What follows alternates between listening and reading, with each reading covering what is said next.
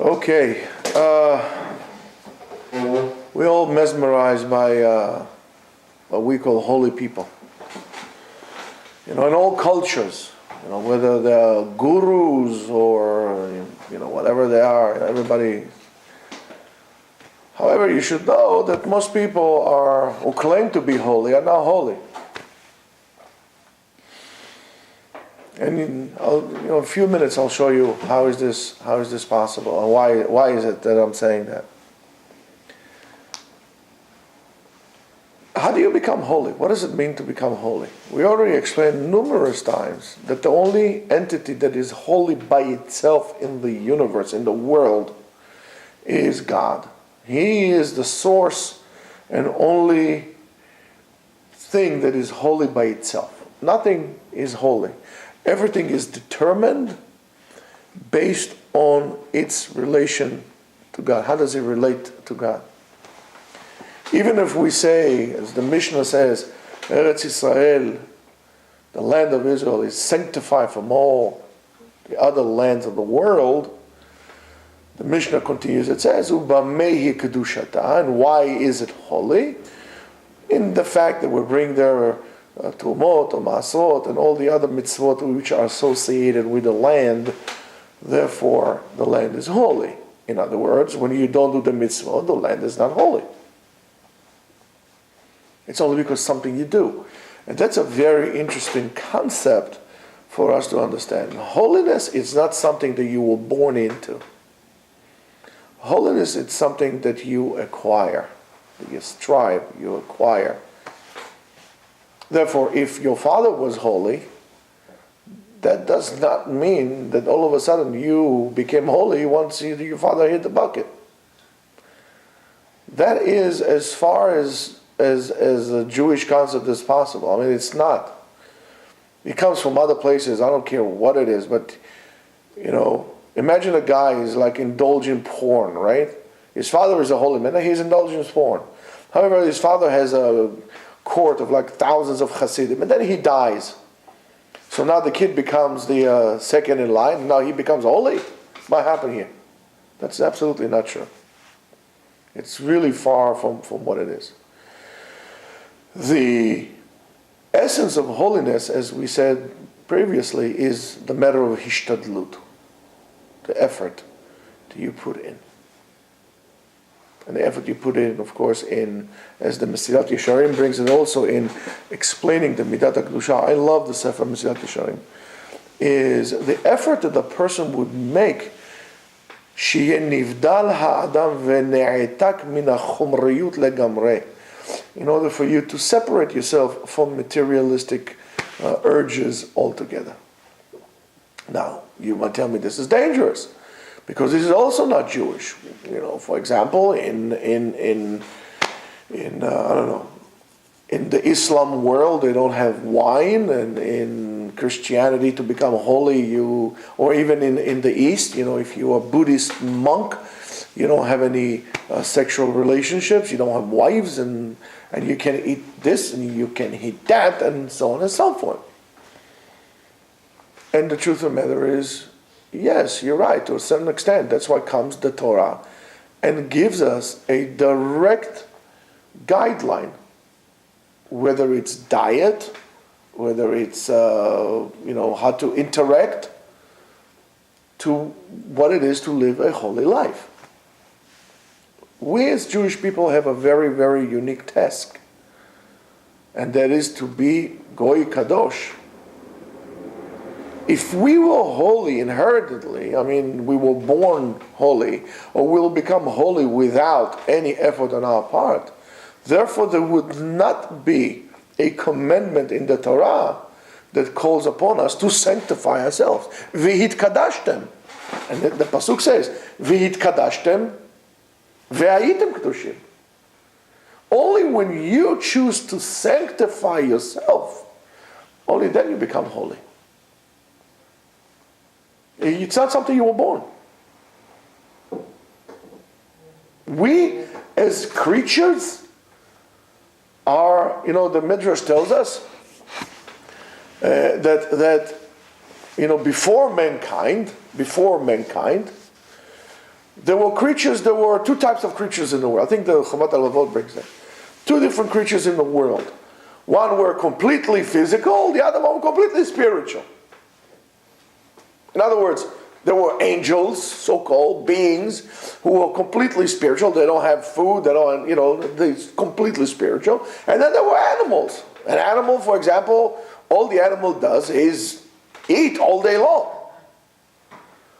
I mean, you don't see a horse like going like this and saying, what should I be doing? What's the purpose of my life, HaKadosh Baruch Hu comes, takes mankind, and he puts it together in this bundle, it's almost impossible bundle of spirituality and materialism together, chomeriyut.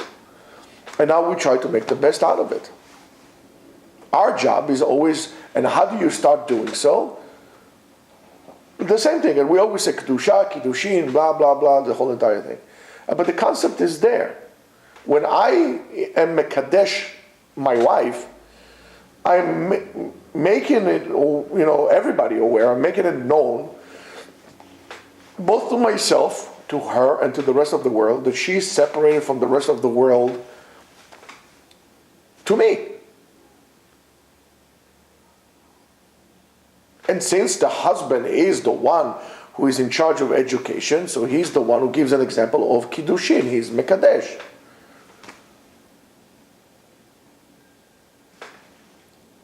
The same thing here. I need to be aware all the time, lehavdil ben tov u'ben ra, to separate between good and bad. That ability to separate between good and bad, ben hataor latameh, between pure and impure, is the path for receiving holiness. In other words, in all time, I know what's good, what's bad. That's the tikkun of Etz Hadat. When mankind ate from the forbidden fruit, all of a sudden they weren't able to tell what's good, what's bad. It was bilbul, it was tov vavo, and that's the tov vavo that happened before the times of creation. We came in, and mankind on the sixth day came in with this ability to become holy, to be able to separate, to designate between good and bad, between holy and not holy, to do the havdalah. When a person becomes kadosh, he becomes mushlam, perfect, intact, which is, of course, the same numerical value of 410. Kadosh and mushlam is the same thing. Just like the Mishkan. Ve'asuli Mishkan v'shachanti betocham. Ve'asuli Mishkan, the word Mishkan also has the same numerical value as Kadosh. When you sanctify yourself, then I'll dwell inside of you. On that, Rashi says to us, on the last Rashi on the parasha, said to us, if you choose me to be your God, then you're holy. והייתם לי לעם קדוש וממלכת כהנים. And if not, you belong to Nebuchadnezzar. You are in the hands of the Goyim. The Kedusha, therefore, of Am Yisrael could only, and not only to that, by the way, not only the Kedusha of Am Yisrael, any kind of Kedusha, even a Goy could make himself holy by doing so. However, he needs to get a permission, of course, right? He can't keep the mitzvot. He needs to get permission. The Kedusha is by closeness to the Kadosh Baruch Hu. Not by some fantasies that you have in your head. To be able to tell what's right, it's not right. That's why we say Kedusha, which is the same numerical value as Isur Negiah, right? I know not to touch this, or not to touch her. That's how I become Kadosh. I don't come up with excuses. Why should I? I have some unresolved issues from the past. I have some id issues. I have some, all kind of excuses that we make to ourselves. Why we should have that? It's clear to me. It's a sunagia, which is the same numerical value as Kedusha. Which is the same numerical value as Todah, saying thank you. Kedusha, saying thank you. When you are able to say thank you, and you will become less selfish and become aware of that, that's another step of making yourself holy. Saying thank you, todah. I appreciate it, thank you. Modim anachnu lach. Modeh ani lefanecha. I'm saying thank you to Hashem. For what? What thank you for, Hashem? For giving me another day. Another day for what? Another day to be able to come closer to you. How? By keeping the Torah and mitzvot. When you live a life of Kedusha, again, the same numerical value of Ahava, Achva, Veshalom. Take Ahava, Achva, Veshalom, the same numerical value as Kedusha. Look, all these things, they interact with one another. When you are unable to say thank you, to keep the boundaries, when you don't know anywhere anymore, whether because you don't know or you made yourself not know, between good and bad, you're not holy. Maybe you have holes in you,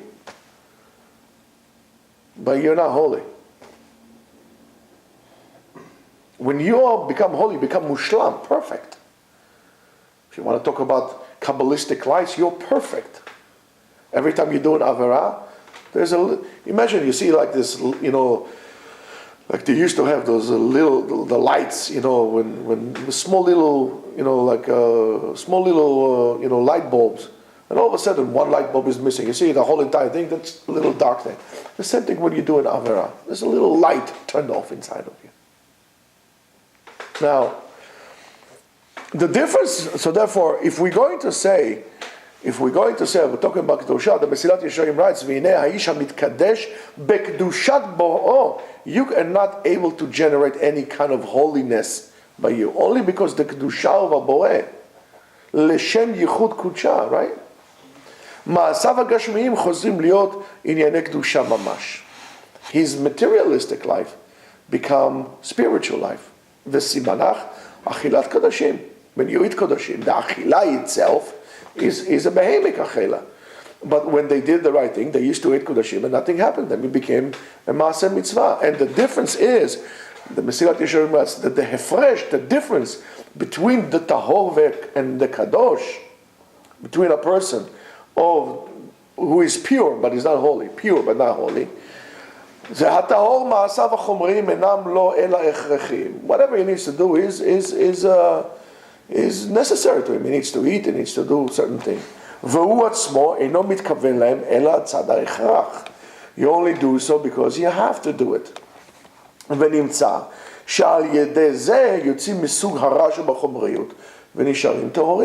By doing so, you're removing whatever the imperfections of impurity, of materialistic impurity, and you become pure.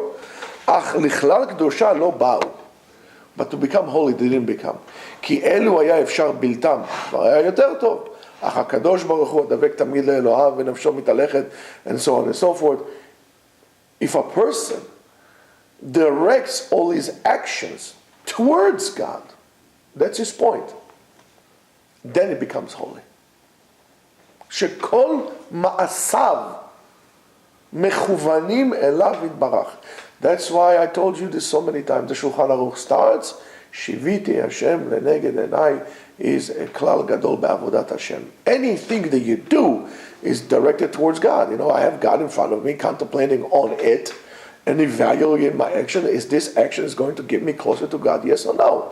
If it's not bringing me to God, yes or no, therefore I'm not doing this. That's not question. You think about what you do in your life. And measure your actions, each one to its own.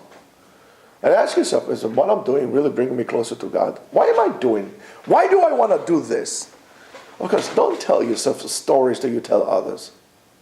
For crying out loud, for a change, tell yourself the truth. Why are you doing this? Why do you want to do that? Is this going to bring you closer to God? No. So don't do it. Whatever that is.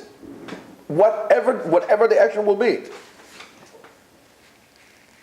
It says, when a person does it like this, ועל דרך זה כל תשמיש שהשתמשו בו מדברי העולם, אחר היותם כבר דבוקים, since they attach to the Kadosh Baruch Hu, everything that they do becomes a תשמיש קדושה. You became like a conductor. You conduct between, and that's what it is. Through the materialism, you connect the holiness to this world and you sanctify this world. It's very simple. What are your motives? You were never challenged to actually examine your motives. Society doesn't want you to know the motives. Society wants you to operate like a beast. Do things without thinking. And then they tell you some kind of noble stories about, tikkun olam. This is shtuyot. You're not talking about tikkun olam. Whether it's between husband and his wife, how do they act in the most intimate times? About going to work, why they're going to work, who they're going to work with, how they're going, and so on and so forth. Examine yourself. If you're going to really examine yourself, you're going to come sometimes to really throw up from yourself. And it's something that needs toiling all the time. V'hit kadashtem. It shows that not only it's an action upon me, it means that it's an endless action. It always have to go. Always have to go. Always, always, always, always going. That's why when a Jew dies, he becomes Avi Avot HaTumah, because the Kedusha left, and now you're just staying with the Chomer, which is Tameh. Are you asking yourself, why am I doing what I'm doing? How is this going to bring me closer to God? That, of course, will take you to the Shah of the Yirah, of awe, which you have to go through it before you get to Kedusha. But you really need to sit down and examine yourself. You're not going to be able to be, not only to become holy, to be on the path of holiness, unless you have those contemplations, previously of why am I doing what I'm doing, and evaluating it, and then directing everything towards that goal. Your goal is not to make money. Your goal is not to become rich and famous, not to become powerful and honored. כי לך השם הגדולה והגבורה והתפארת והעוז. Right? It's all to Hashem, and it's all from Him. We all our life running away from Hashem. And then when we conveniently enough, we come closer, please give me, have, like a bunch of dogs are barking. If somebody would have escaped from you, run away from you, would not like your presence, and you keep on giving him, and then one day you say, you know what, I'm going to stop. Then he's going to turn around, please give me. Say, give me. You're always running away from me. How would you feel? What would you say? And that's exactly what we do. We are, mamash, almost it's like Ba'omer, listen. It's like Ba'omer Shavuot. Shavuot, and your hand, Rosh Hashanah. You do not wait to do your Cheshbon HaNefesh in Elul or in Erev Rosh Hashanah or Erev Kippur. You have to start doing it now. You must. You must. Before the end of the summer, when the summer kicks in, and then all of a sudden you get frantic about it, then you make hasty, and that's why they say HaMeirut Min HaSatan. Being hasty, it's not good. You don't make decisions that are based on calculation. It's not well calculated. You're shooting from the hip. If you're shooting from the hip, you can hit it. You can hit it. You're lucky if you hit the target. Forget about hitting a bullseye. And that's how your life looks like. And you're making unholy decisions. They're not geared towards God. Whether it's your work, whether it's picking up a spouse, whether it's living the rest of your life. And then you wonder why your kid look the way they look. And then you wonder why your life looks so boring. And there's no tension in them. And the tension, I'm not talking about, tension between conflict. Tension that creates movement. There's no movement. Your life becomes stagnant. Why is that? Because there's no striving. Striving for what? Striving for Kedusha. In other words, when there's no hishtadlut, there's no striving, you're basically dead. There's no movement. There's no spiritual movement. So you got to evaluate your actions very, very well. And very, very carefully. And examine and ask, how is this going to bring me closer to Hashem? Why am I doing what I'm doing? You should be able to give an answer for your actions. This is what is expected from a Ben Torah. As the Khatam Sofer says, The awareness of a person to his action, that if they ask him, why did you pick your hand around like this? He should be able to tell them, I did it because of that, not because I don't know. I don't know means that right now somebody else or something else make decisions for you. As I told you many times, when you don't make decisions for yourselves, somebody else will for you. You need to work hard on this, Rabbotai. You have to work hard on yourself. On the way you act, by the way you walk, by the way you think. It all has to be in one purpose, to get closer to Hashem, to become holy. Have a good day. Amen.